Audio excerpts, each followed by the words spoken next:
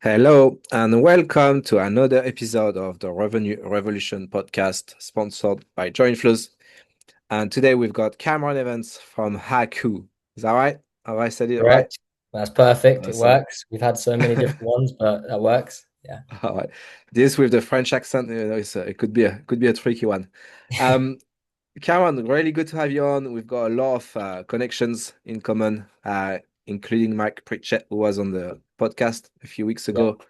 ago. Mike, hi. If you're listening, we asked Mac's question to the next guest, which was about nipples and why did men have nipples, which is still a mystery. But this is where the conversation went. But Cameron, if you don't mind giving us a little bit of background, introducing yourself, your typical deal size, average sales cycle duration, like give us a little bit of detail so that we can have a conversation around how you manage those conversations as well. Definitely. Yeah. So, hello everyone. I'm Cameron. I'm founder of Haku. We are essentially, an always-on engine that's a research and prospecting tool. So we're reaching out to, sales directors, VPs of sales, typically SMB to mid-market, and our average deal size ranges from about 15K to 30K. So not the world's largest deals, but it doesn't mean that the deal cycles don't seem to be more complicated nowadays than before. I think there's a lot of buy-in that we need nowadays, and our average deal sizes probably range around. We've had some quick ones, some anomalies that fall under like 3 weeks, but the average range is about 5 to 6 weeks typically. And I'd say the reason for that is making sure that we get the buy-in from multiple stakeholders. And I think the workspace that we're in, which is get to market tech, is super volatile, and there's never a day or a deal where you're not overcoming or competing, which is very good fun. Yeah. How many stakeholders do you have involved typically in your deals? Typically three, I'd say.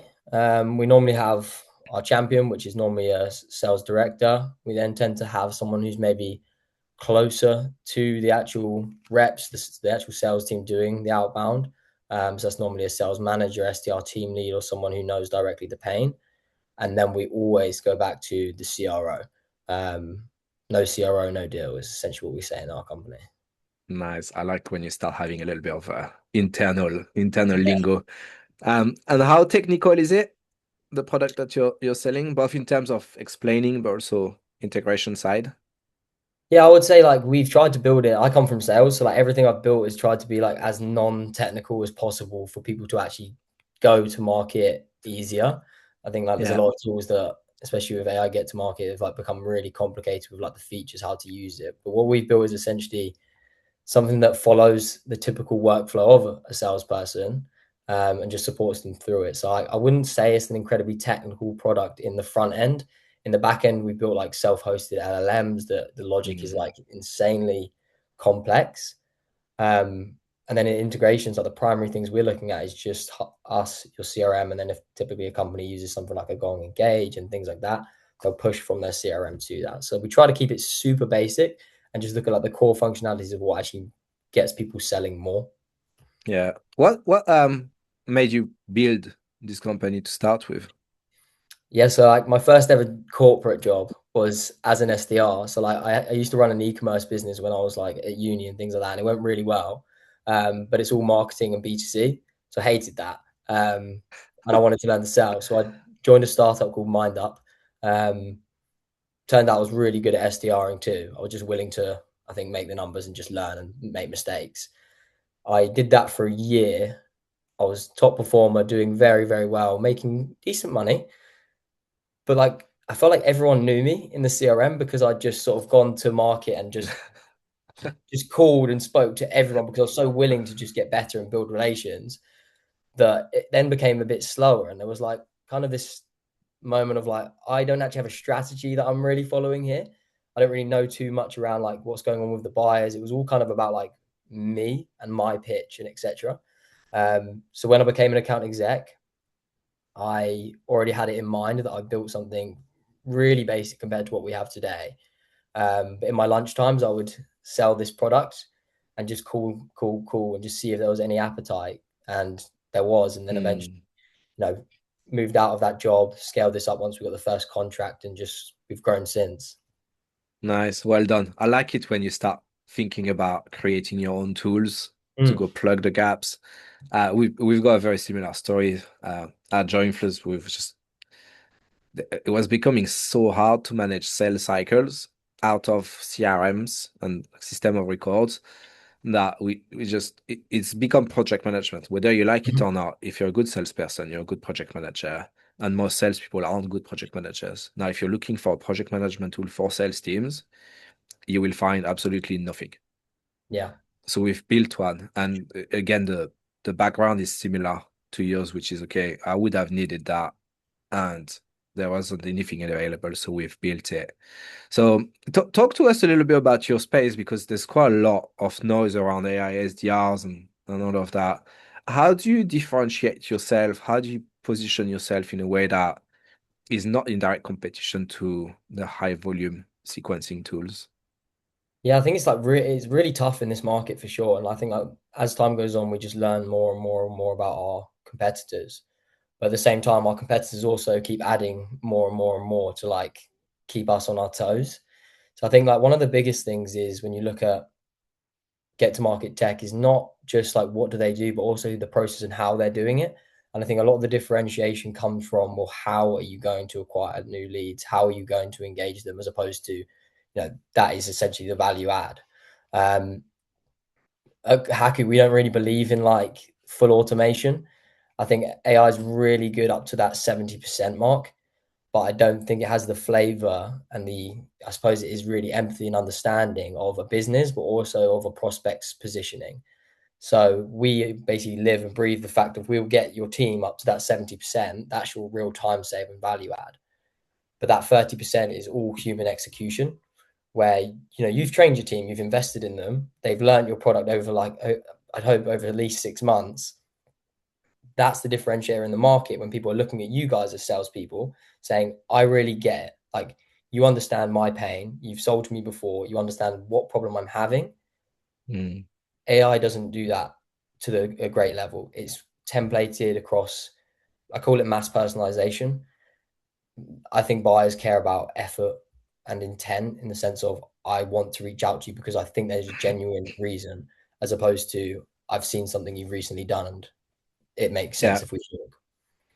Yeah, again, very aligned with what we're doing. The podcast is not about joint flows at all, but if you show the work and if you show the intention, you're almost always differentiated versus something more like automated and completely I think artificial intelligence based. I think the question is like it's always going to be speed against quality, and it's like you can go so fast with AI, but you often lose visibility and control as well as quality. And I think like what we're always trying to look at is what's that happy middle ground. Um, I've tried going the super fast, send 1,000 emails and whatnot. Yeah, It's great, but even though you're taking maybe a little bit more time and a bit more effort, I think you do definitely yield a better ROI when you've become more strategic. And I think becoming strategic, like you, similar to yourself, people find it hard to actually scale that. And I think that's the pain that people actually have. It's not they want more leads, it's they don't have the time to scale something that is maybe more high quality. yeah, yeah. And when you look at your deals from a CRM point of view, I'm guessing you've got a set of stages the deals go through. Where do those deals actually get stuck in Mm. your process today? Yeah, it's definitely when you get to looping in a senior decision maker, right, and repitching that again to that individual. Like a lot of we talk to a lot of SaaS companies too. So like their HQ is always in the US, right? And you're getting buy-in from someone in the UK. The pain is great, but then we need to basically reset from zero again, and we're getting buy-in from that person in the US typically. At that point, there's things we can always do before that call to prepare as much so. And you've got your champion on the call, but you're measuring again, is your champion now strong enough on this call? Have you empowered your champion to be strong enough to actually talk on this conversation? Because like we've all been there when you sit a deal, you think you've got buy-in, they bring in another decision maker and your champion goes quiet, and that pain suddenly is hidden away somewhere. I think that's like one of the core things we look at and we're still looking at now is how we can actually almost warm that person up ahead of time. Yeah. How many people are in your team selling? So we have 4 sellers total. Okay. So how do you teach these people to maintain, like what you're referring to is what we call executive alignment, Mhm. which is okay, I'm gonna man mark essentially buyers with the Mhm. equivalent on our side. Like, how do you teach them to go and do this multi-threading effort? Yeah, so like one thing our platform is really good for, and this is a bit of a self plug, but one of the things our platform is really good for is it does like map accounts. So with Haku, we can say, through hierarchical org structures, we can say, these are the key decision makers in our deal process, as well as when we're doing outbound and prospecting. So we're mapping those key decision makers prior to. Now, to actually get sellers to do it is a different question, which is I think they know what to do. It's more around the strategy is like, what do we say to these people? That's probably the difficulty, right? It's what do we arm these people with, who we know who they are, but what do we arm them with to warm it and actually repeat that process?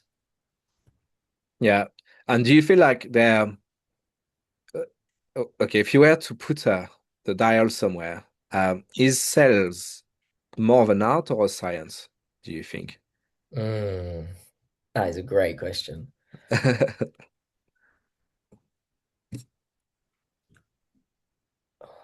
I'd say it's more of a science. I agree. Right. Yeah. Yeah, I would put it as more of a science. I'd say like it sits somewhere as if say 100 would be completely scientifical, and then zero would be it's an art. I'd say you probably sit around 80% is it leans towards science. Yeah. Yeah. It's evidence based, right? So this is the problem you're having, this is the solution, and this is the Mm, evidence of the solution.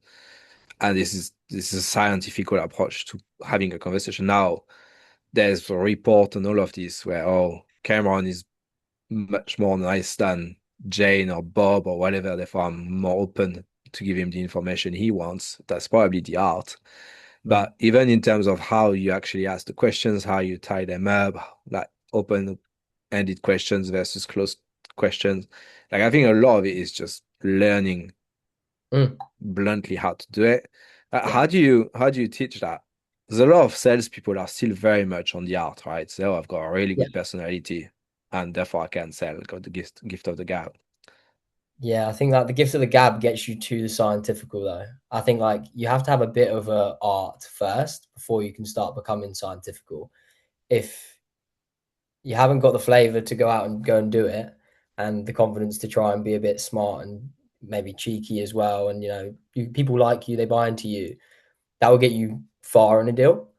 And then I think when you've got the numbers, for us it's about looking back on those calls, looking back at, again, you go back to data. And I think for me, we just hired a new account exec, our founding account exec, and the first thing I did was get him on every single sales call with me for the next month. Then at the end of that month, we look at what we won, we look at what we lost. We're not learning just from the art, which is on the calls, the flair. We're then Mm, backtracking, and we're looking at, well, what happened? Why did that go there? What did we miss? What did we say? What didn't we say? And you can see very clearly where deals dropped off, and where maybe you could have controlled different things. And it hurts because you do forget things. But I think like there's no lies, there's no tricks in it.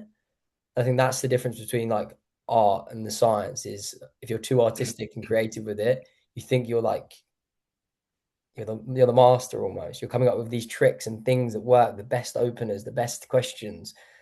It's often not that. It's normally you win a deal because you've done a lot of the right things yeah. correctly.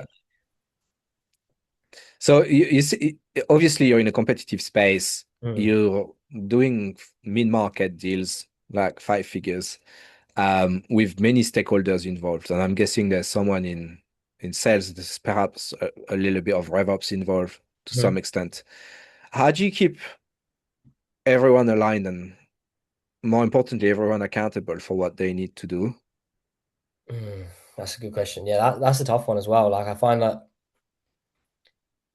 again, it relies on a bit of buy-in as well. Like, is there something in it for them at the same time? And it's like making that process as easy as possible. So For us, it's understanding the positioning of where that person is at. For example, RevOps is a great example because RevOps are juggling loads of different things. They normally have tied together a complete stack, and then we come in and we've said, we're going to ruin that, and you're going to almost start from, square Mm. one again.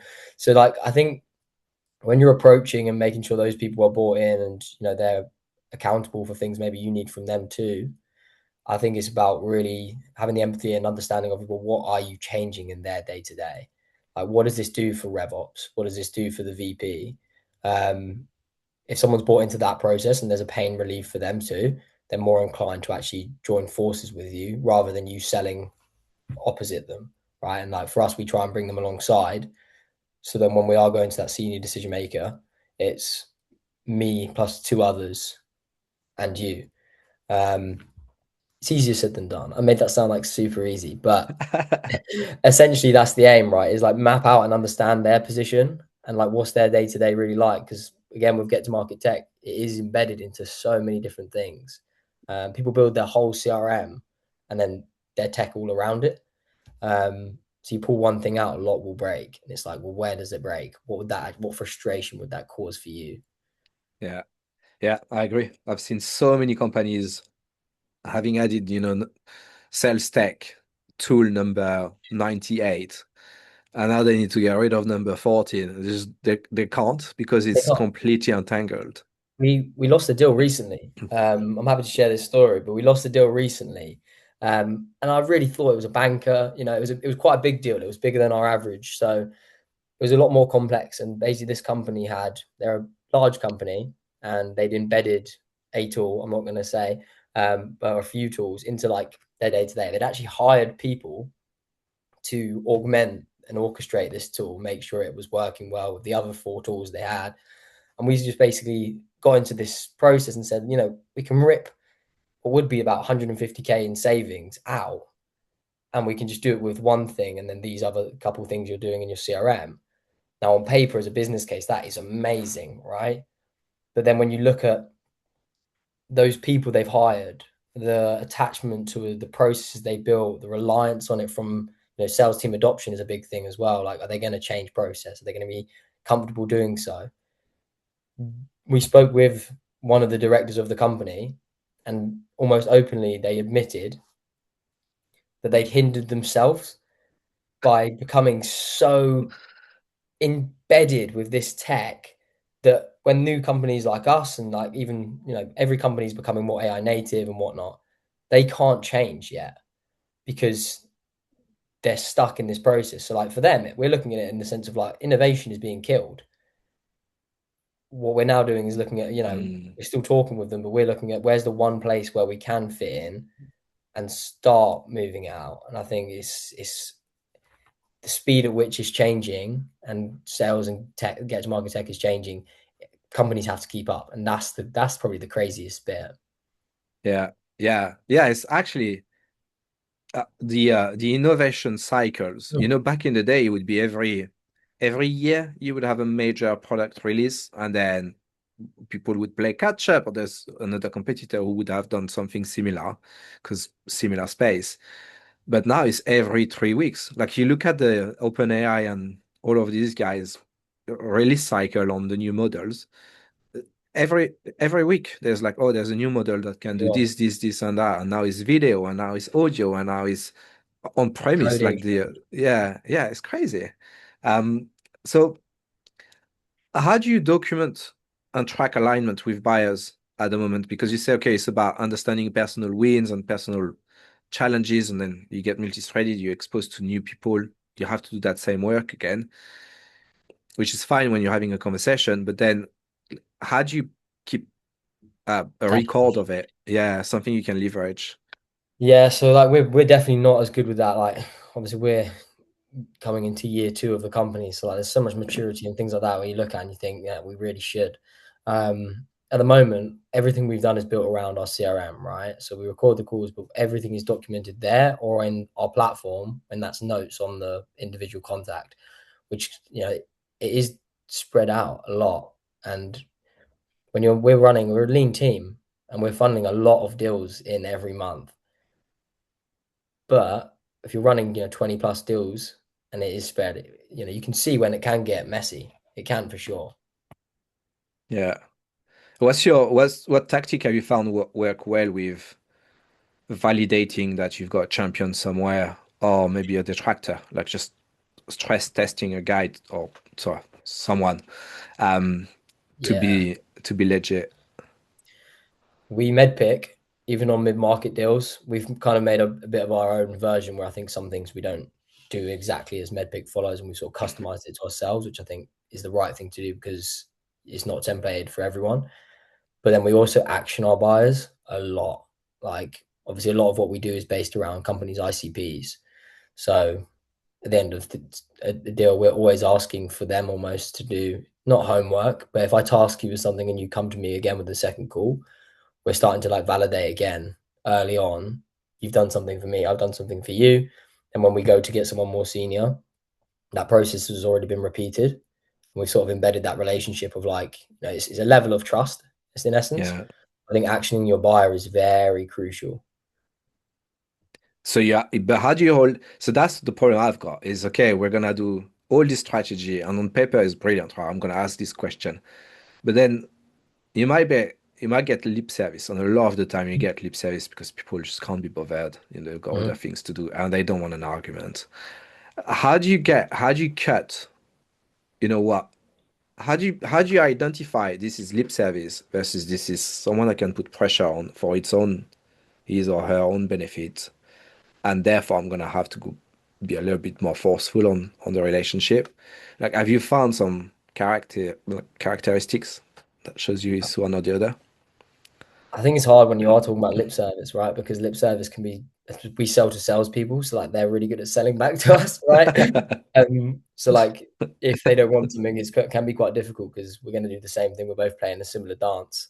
I wouldn't say there's like been one identifier for it. Like I think for us, we always just look at the action as well as like the willingness to open up a deal a bit more so. Like for us as well, we're looking at like everyone wants to look at the new shiny objects in and get to market tech. So at the end of Mm, December last year, we booked more meetings than ever. But the only reason we did that is because everyone was waiting for the holiday to start. And I think they just had a bit of spare time. So we were seeing all of these demos thinking, this is amazing. Like we're gonna have the best January ever. And we didn't have the best January. We didn't have a bad January. But a lot of people just show up and they just want to see what's cool. And when it comes maybe in March or whatever, maybe we'll see them again.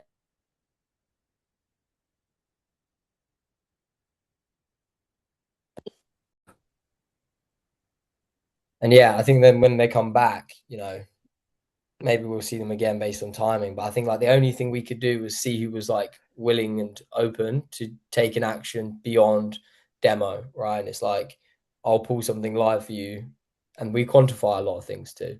yeah, This is the only good bit about selling to salespeople is you can ask the questions around numbers, and suddenly we've got a really strong business case. If they're willing to give that stuff, it normally we can say, you know, they're willing to share quantifiable pain rather than just my job is tough at the moment. yeah. We play that card all the time. Like, hey, look, this is a sales cycle. I'm gonna need to ask those questions. I'm on Yeah, med peak. I yeah, don't have a quantified pain. I haven't implicated it. What's the consequence? Like, yeah, yeah. We what's go on. Yeah, go? go. No, no, go. Yeah, when I hired Brandon, who's our founding AE, it was quite scary because he's like come from enterprise and he's come into this mid market and it's like he's adapted so fast. And like the way we're framing the calls, we've even had a couple of people at the end of them be like you really not got me there, but like we've come off it and we're like, cool. So your SDRs are booking this many meetings. This is what the conversion rate is. This is the target. And when do you want that target done by? And it's like February. It's like, so you need to start now. It's like, yeah, Yeah, but your sales cycle is 9 months. So how do you come back to that? It's too late.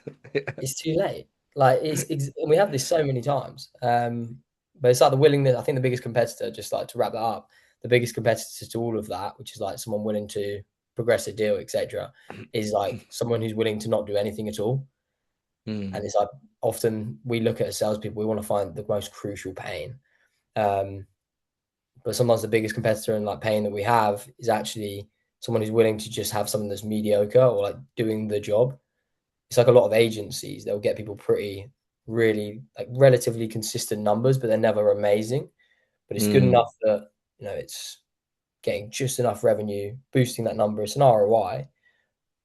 People are less willing nowadays, I think, to rip out something and take risk on something new, yeah. even if that thing is just ticking along. Yeah. Who's the hardest stakeholder group to align with in your space or life? Right? Obviously, you're selling to salespeople, so maybe there's a little bit of ego there as well. Yeah, I'd say so. No, not being rude, not being rude. Is I think the hardest is RevOps. RevOps or like GTMs, like because they've been brought in for this specific use case of basically fix this efficiency problem. Just patch together our process, patch together our workflows, use the right tools, put this together. And we come in and we just say, you don't need to do that anymore. And an SDR manager or a sales manager might say, that's great. Yes, you're going to do this for my team. That's great. And then we're going into another department, and then there is attachment and pride.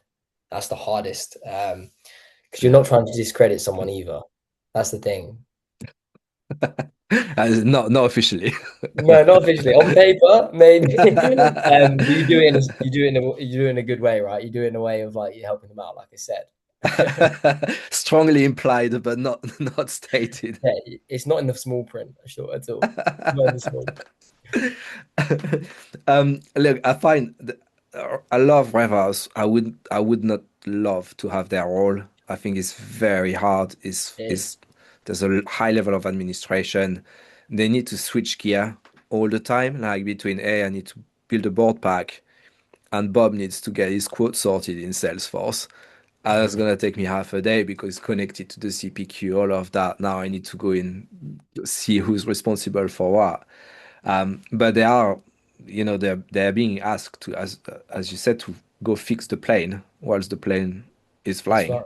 Yeah. and it's really hard. Um, the one metric you feel is overrated in sales and revenue progression.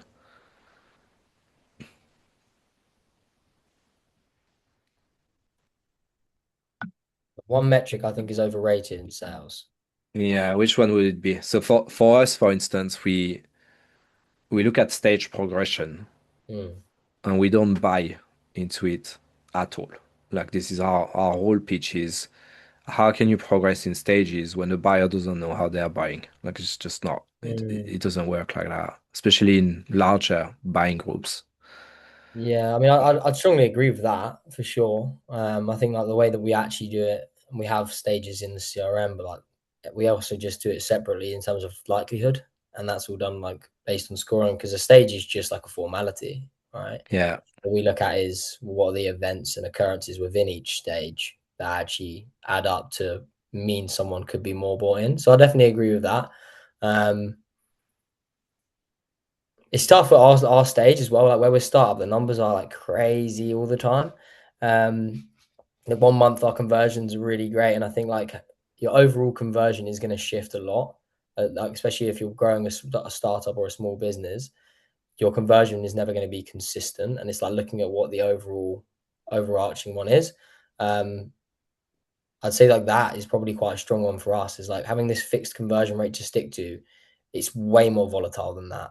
And like, yes, there's numbers we want to sit and be around, but like we've got months where we over exceed, and we have months where we definitely don't. Mm, Um, maybe that comes from targeting, maybe that comes from like me changing strategy or something.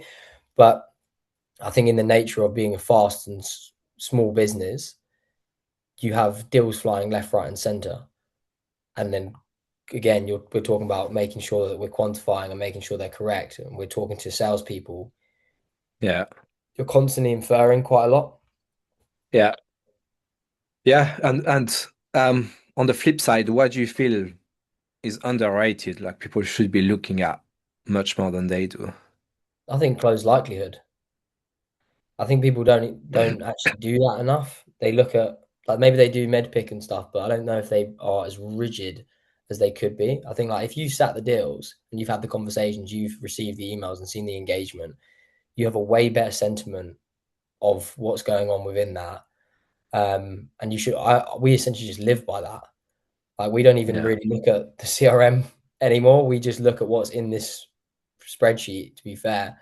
And in this forecaster, well, why is this percentage? And everyone in the team is so, sounds bad, but like pessimistic around it. It's like, You have to, yeah, yeah. It's how can great to you be make that pessimistic in sales. 75%? He hasn't even done this. And they're like, oh, okay. This is where you get that repeatable process to.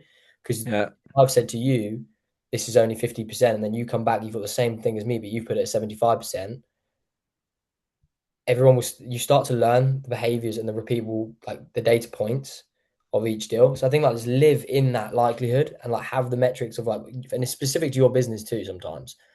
Like for us, those events and those tasks we give people, we weigh them. Like, and we weigh, if Mm, that happens, likelihood is this. I think like yeah. most people should just live by that. Yeah. Yeah. I love it. We are we don't look at the CRM at all. Mm, Like most day I don't even check what's in there. But we look at two things. We look at the speed of your qualification score, mhm. which is are you actually understanding over Yeah. time for each interaction you have more and more about what's important and how they decide. And the second thing we're looking at is the speed of um, close lost. Mm, Because you don't want to spend 6 months trying to qualify something out and then have high hopes, which I think goes well with your likelihood score.